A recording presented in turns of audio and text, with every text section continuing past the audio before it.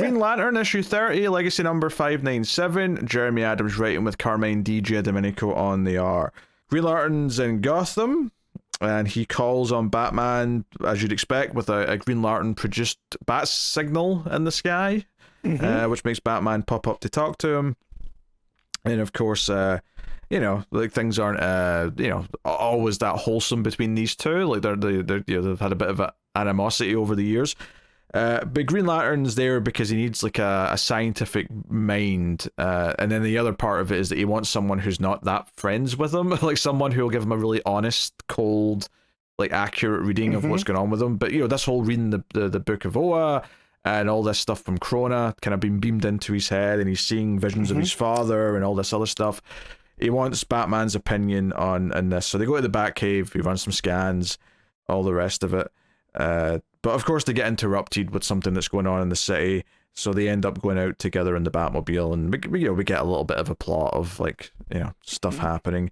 I love their dynamic, and again, this is where Adams is really good at this dialogue stuff with Hal and Bruce, and it shows despite, you know, they lay out that they're kind of similar in that they both lost their dads in these traumatic ways, and they both become heroes. They could not be more different human beings in how they handle things. And just the way that Bruce is in the Batmobile, and Hal's just like, oh, cool. This looks like, you know, like a jet cockpit format. And he just looks at him and goes, hands off. And he sits there, and you can just see Batman stewing. The way that the art comes through, the Giandomenico, you can just see kind of the light bouncing off of the eyes. Like, I don't think Bruce's eyes are red, but the red that's coming out of the cockpit, right, of the Batmobile. And the way that they're sitting there in the panel in between. Like, there's just their body language is there, and it's those little moments that Adams is throwing in that really make this book fun to read. Yeah, the character back and forth between the two of them is what really works. The plot ends up being like a giant like Joker head like attacks them, and they're like, "What the hell is this?" Green Lantern ends up hitting him with a giant hammer, and he's like, "Well, you know, like what's going on here?" So it ends up being like, you know, Green Lantern scans around, as does Batman with his fancy lenses, and they basically come to the conclusion that this kid is the epicenter of these. Well, I'll call them constructs, but not to confuse them with Green Lantern constructs. That's not exactly what they are. Although I was actually thinking for a second this was going to tie into the whole spectrum being all wonky. Although they kind of fixed that, I guess. But I thought it was going to be Lantern related because of these things appearing. But. Well, it reminded me of that World's Finest issue where the kid had the power to make these things like this, right? Where they had the big giant stuff. And it felt very reminiscent of that. I don't know if you remember that issue. Vaguely. But, yeah.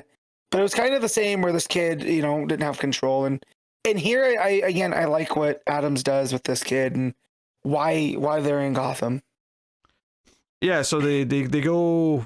over to this kid. A giant Killer Croc jumps out at them, but it's not really Killer Croc. It's just a figment of this kid's imagination.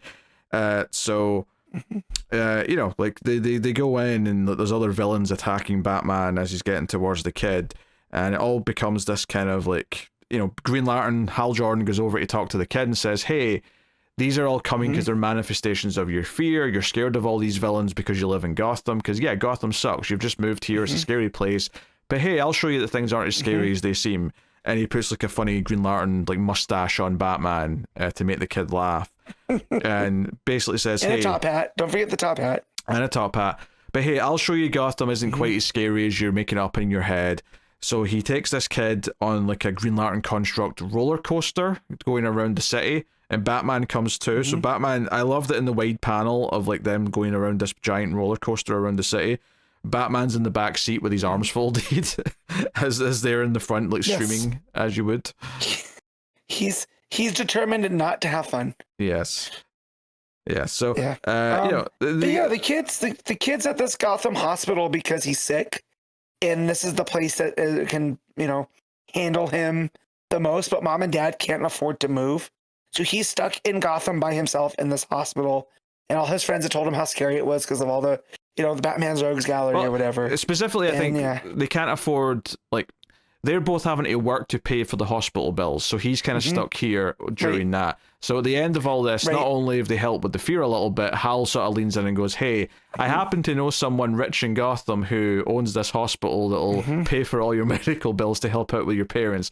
And you just see Batman in the background just kind of like, like, just like, and don't get me wrong, I'm sure Bruce would have done that anyway, but the fact that Hal offered it up first without even saying something to him is just, you can tell there's a little bit of like a coming from. But yeah, I mean, yeah, and afterwards Batman says, hey, you did a good job with that kid, but here's the thing, like, maybe you should actually let all these visions come in. There's physically nothing wrong with you, nothing's like you know, causing any problems. Maybe you just have to let these visions like come in for you. And then the next issue is going to be Hal going to see Barry, seemingly. So, you know, we had a Green Arrow issue last time. This was a Batman team-up issue. Next time we're getting a Flash. Or technically he's not the Flash anymore now, but same difference. Yeah. So, yeah. That's the whole thing.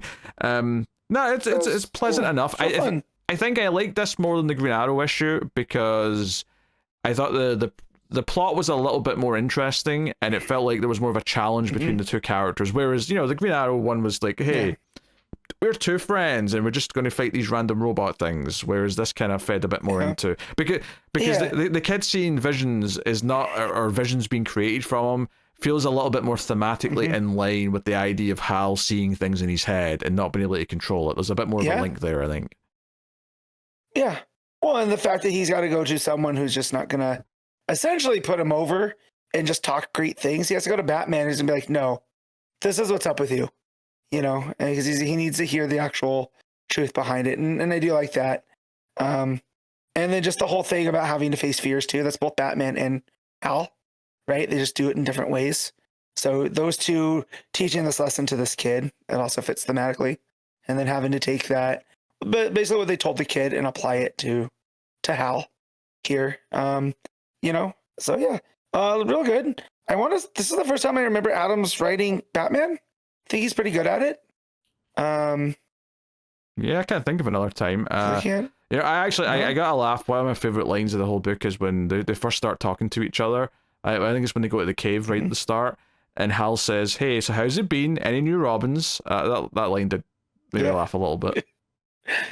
Pretty good. Yeah. Pretty good. And Giandomenico's art, you know, is obviously very stylized. It looks like his art. I could tell within a page, like, oh, this is Domenico, isn't it? And then I looked and I was like, oh yeah, it is.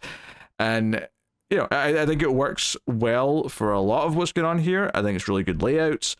I do think he's maybe not the best artist to do Batman stuff. I don't know if he quite fits Batman as a character, his style, but the art is certainly not bad by any stretch, and like has a good solid look to it throughout. Because like, you know, like we were saying, it's nailing all these little moments where Batman's reacting to something that Hal says. So it's very expressive. It's getting all those story points across quite well. And he seems to be having fun with the constructs and the various, you know, implementations of that. So Giandomenico did do Heat of the Night, right? That sounds which was right, the Bruce. Yeah. And I think I probably had that complaint as we did that entire book, was that he's not right for Batman. Yep. That's what made me remember that, as I think I remember you saying that on the night as well.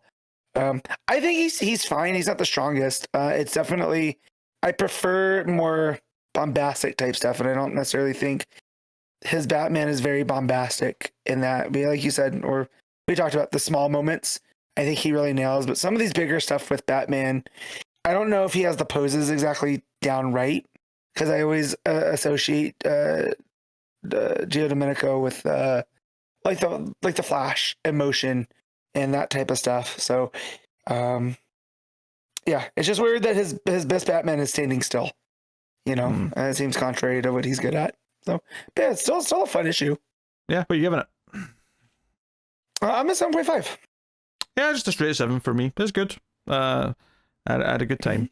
You know, it's kind of this little like tour he's doing of like team up issues is just kind of a fun little change of pace from all the big, like, you know, Starbreaker, you know, Need to Save the Universe stories that we were having before. So that's nice, and it feels very different from Green Lantern Corps, which is also cool. So they can be different flavors of Green Lantern.